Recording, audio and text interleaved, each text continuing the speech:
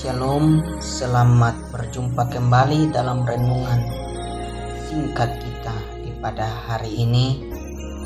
Saya mengucap syukur kepada Tuhan sebab Tuhan begitu baik dalam setiap kehidupan kita. Pribadi lepas pribadi, Tuhan selalu menyertai dan menolong kita.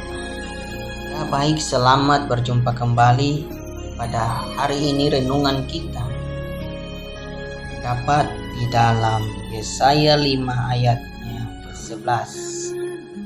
Sekali lagi, renungan kita di pada hari ini terdapat dalam Yesaya 5 ayatnya yang ke-11. Di sini renungan kita, tema kita yaitu tentang mabukan dan pesta porah. Mari sama-sama kita baca dalam Yesaya 5 ayat yang ke-11. Beginilah firman Tuhan, celakalah mereka yang bangun pagi-pagi dan terus mencari minuman keras, duduk sampai malam hari, sedang badannya dihangatkan oleh anggur. Renungan dan tema kita pada hari ini adalah celaka. Celaka jikalau ada bapak ibu, bukan saja bapak-bapak, bukan saja ibu-ibu, bukan saja anak muda, semua yang masih tercandu oleh alkohol, oleh rokok, oleh miras dan lain sebagainya.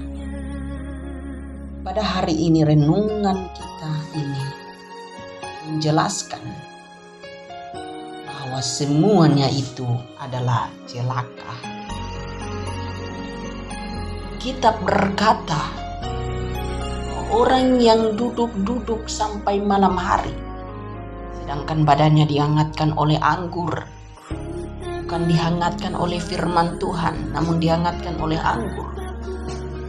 Anggur itu di sini termasuk minuman keras, bukan anggur yang kita makan perjamuan, atau anggur yang kita minum darah di gereja. Bukan anggur yang dimaksud di situ. Namun anggur yang dijelaskan dalam Yesaya 5 ayat 11 ini adalah minuman keras, miras, dan lain sebagainya. Bapak Ibu, anak muda, adik-adik kakak, saudari, manapun kalian berada,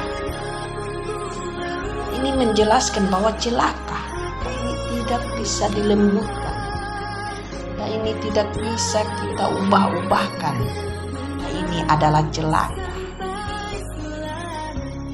Mungkin ada ibu-ibu yang punya suaminya mungkin masih terikat dengan minuman keras, masih terikat dengan rokok, masih terikat dengan segala macam perbuatan yang tidak baik. Ibu doa, bangun bersama kita.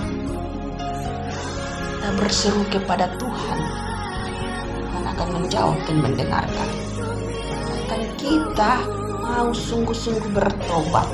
Dan kita sungguh-sungguh ingin membawa satu pribadi atau kita ingin menyelamatkan satu jiwa untuk kemuliaan surga. Ada lagi dalam Yesaya 5 ayatnya yang ke-22. Situ firman Tuhan berkata bahwa kalau mereka yang menjadi jago minum dan juara dalam mencampur minuman keras. Banyak sekali anak-anak muda hidupnya di luar kendali firman Tuhan. Hidupnya seolah-olah dia memegang setiap kendali hidup dia. Seolah-olah tidak ada Tuhan dalam hidupnya. Bukan saja juara minum, pun di sini juga celaka mereka yang jago minum dan juara dalam mencampur minuman keras. Bukan saja yang jago minum, juga yang mencampur minuman keras. Celaka. Hanya anak-anak muda, teman-teman, ayo bangkit. Mungkin tidak mudah untuk kita melepas semua itu. Namun jikalau kita memiliki hati yang sungguh-sungguh, kita bertobat, maka kita sendirinya akan dipulihkan oleh Tuhan. Kuncinya satu, kita membaca setiap firman Tuhan dan merenungkannya di dalam kehidupan kita. Banyakkan dunia sekarang ini sudah tercandu oleh berbagai hal yang buruk, berbagai hal yang mendatangkan kecelakaan, yang mendatangkan kebinasaan. Teman-teman, anak muda, bukan saja anak muda, orang tua juga.